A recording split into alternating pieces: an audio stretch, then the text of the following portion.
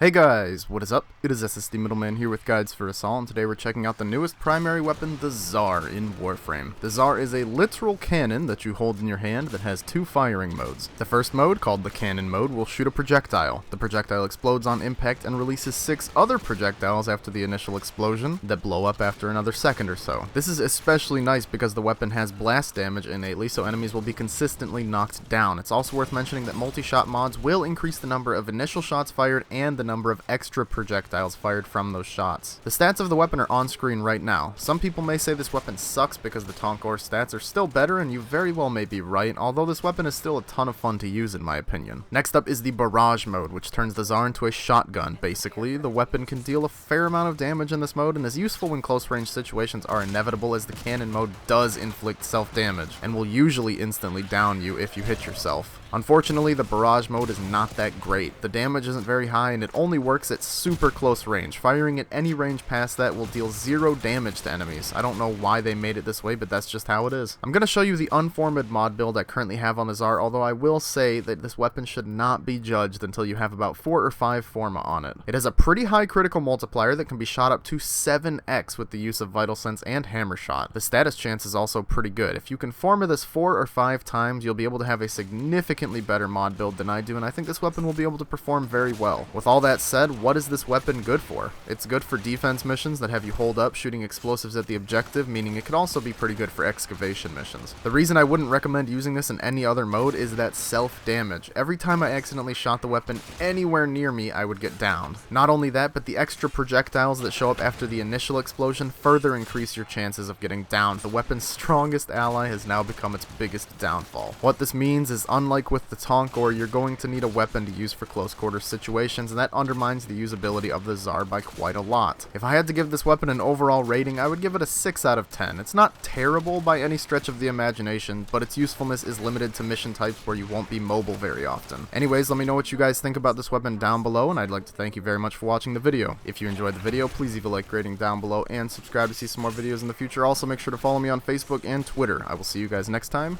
Goodbye.